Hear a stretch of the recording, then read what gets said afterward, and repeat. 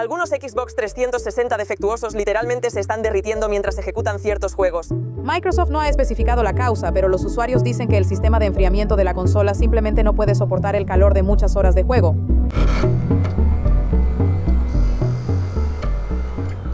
Así que Microsoft envió una consola que sabían que estaba defectuosa.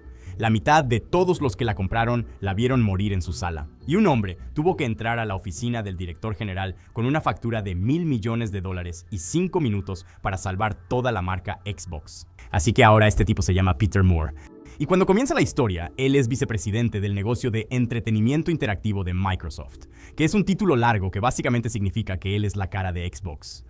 Se unió a Microsoft en 2003, fue presidente de Sega of America, y todo su trabajo es asegurarse de que el Xbox 360 le gane al PlayStation 3 de Sony en la guerra de consolas.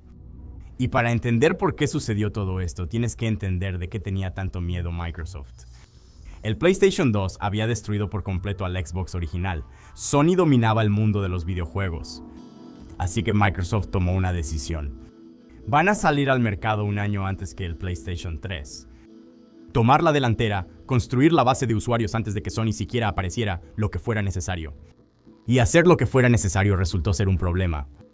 Mira, para agosto de 2005, o sea 3 meses antes del lanzamiento del Xbox 360, los ingenieros de Microsoft ya habían identificado problemas serios con la consola. Chips gráficos sobrecalentados, disipadores de calor agrietados, chips de memoria con bajo rendimiento, problemas con la unidad de DVD. Y esto no era un rumor ni una corazonada.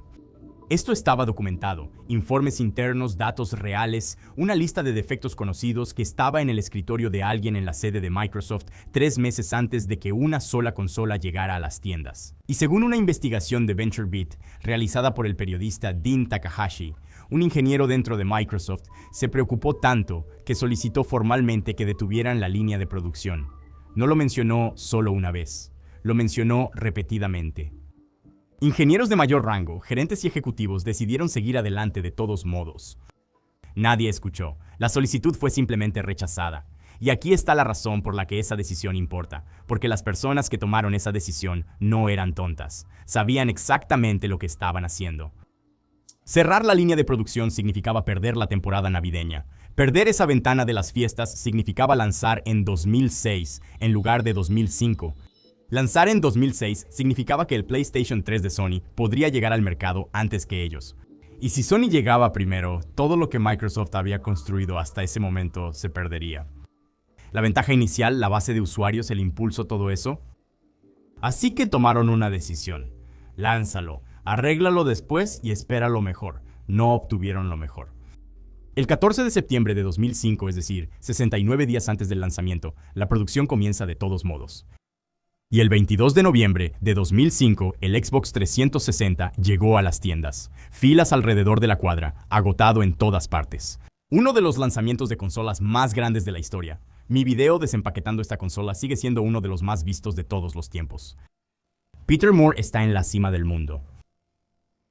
Luego empiezan a llegar las llamadas. Casi de inmediato, los minoristas empiezan a reportar devoluciones. Las consolas dejan de funcionar en medio de las partidas, y cuando eso pasa, aparecen 3 luces rojas en un anillo alrededor del botón de encendido. No una luz, no 2, 3 dispuestas como una señal de advertencia. Los gamers empiezan a llamarlo cariñosamente el anillo rojo de la muerte, y se propaga rápido. Así que ahora, para finales de 2005, los datos internos de Microsoft ya muestran una tasa de fallas del 67% durante la fabricación. El estándar de la industria es del 35%. Ellos saben que están por encima de eso, y la prensa empieza a hacer preguntas. Microsoft les dice que las fallas son reportes aislados, significativamente menores que la norma de la industria. Eso no es cierto.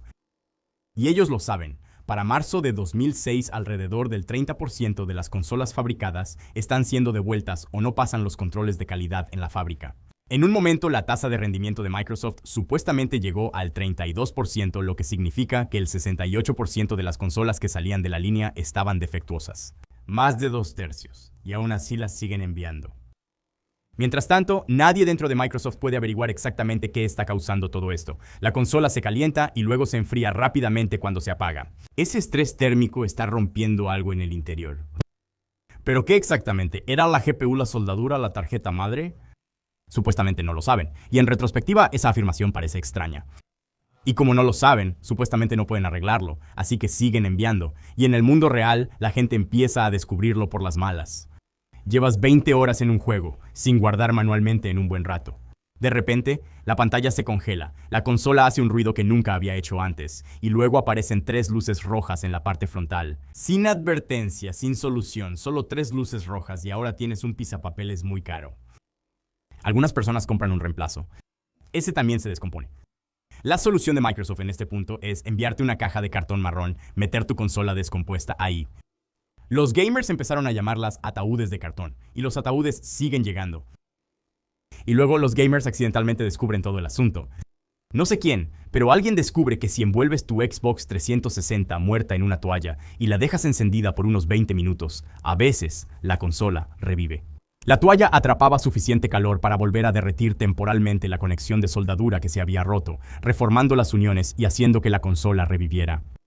Pero solo por muy poco tiempo, obviamente. Siempre volvía a morir. El truco de la toalla funcionó suficientes veces como para volverse viral. Y, irónicamente, todas esas consolas descompuestas que envolvían en toallas y enviaban de regreso a Microsoft le dieron al equipo de ingeniería suficiente información para finalmente empezar a entender con qué estaban lidiando.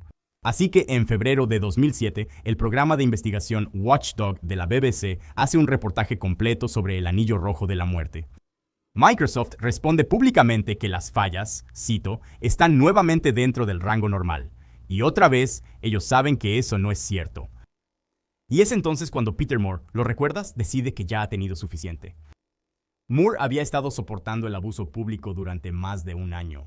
En cada entrevista, cada aparición en la prensa, cada evento de videojuegos, la misma pregunta: mi consola no funciona.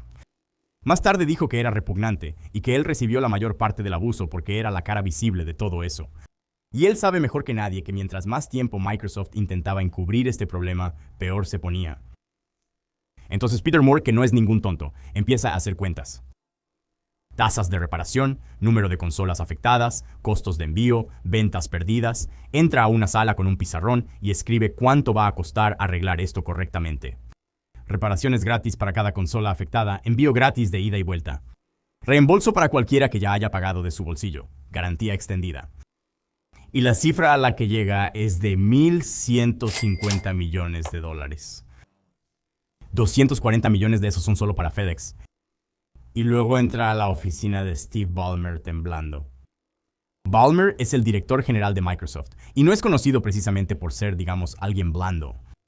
Moore expone el plan, le dice que la marca está en peligro, le dice que si no hacen esto bien y lo hacen ahora, Xbox se va a acabar. Moore después dijo que esperaba que Ballmer lo destrozara. En vez de eso, Ballmer lo miró directamente a los ojos y le dijo: hazlo. Sin dudarlo. El 5 de julio de 2007, Peter Moore publica una carta abierta a los clientes de Xbox en el sitio web oficial de Xbox. Reconoce por primera vez el anillo rojo de la muerte como un problema generalizado. Extiende la garantía a 3 años, reparaciones gratuitas, envío gratis, reembolso total para cualquiera que haya pagado anteriormente. Y cerró la carta escribiendo: quiero agradecerte, en nombre de todos nosotros en Microsoft, por tu lealtad. 2 meses después se lanza Halo 3. En ese momento, ese fue el lanzamiento de entretenimiento más grande de la historia, y el Xbox 360 empieza a recuperarse. Y probablemente te estés preguntando, porque yo también lo hice, si esa solución de $1,000 millones realmente valió la pena. Así que en el año del anillo rojo de la muerte, la división de juegos de Microsoft perdió casi $2,000 millones, el peor año que han tenido registrado. Pero una vez que la solución surtió efecto, esa división ganó $426 millones el año siguiente, y luego $618 millones el siguiente. Luego, $1,320 millones recuperaron todo el costo del programa de reparaciones en menos de 2 años.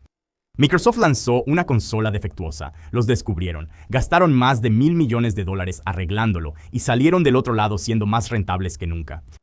Y esto es lo que me llama la atención de todo esto. El ingeniero que intentó detenerlo nunca fue mencionado por su nombre. Moore, el tipo que realmente lo salvó, se fue de Microsoft el mismo mes que escribió esa carta, antes de Halo 3, antes de los años de ganancias, antes de todo eso. Él arregló la casa y luego se mudó antes de que alguien más regresara. La consola que dejó vendió 84 millones de unidades. En Norteamérica, duplicó al PS3. Xbox Live se convirtió en un modelo para el juego en línea que tanto Sony como Nintendo eventualmente copiaron. Y Microsoft, la misma compañía que pasó 2 años diciéndole a la prensa que todo estaba bien, ahora en realidad vende suéteres navideños del Anillo Rojo de la Muerte. Edición limitada, al parecer bastante populares entre los empleados. El ingeniero dijo que se detuvieran. Microsoft dijo que lo lanzaran. Peter Moore dijo que dijeran la verdad, y el Xbox 360 se convirtió en una de las mejores consolas jamás hechas. Microsoft pasó casi 20 años tratando de vencer a Sony, y si crees en los rumores, la era del Xbox ha terminado. Pero esta historia importante, el Xbox 360 desde su lanzamiento hasta que eventualmente fue retirado de las tiendas, es una historia increíble en la historia de los videojuegos. Y mientras más investigaba, más recordaba cómo sucedió todo, y simplemente se volvía cada vez más fascinante.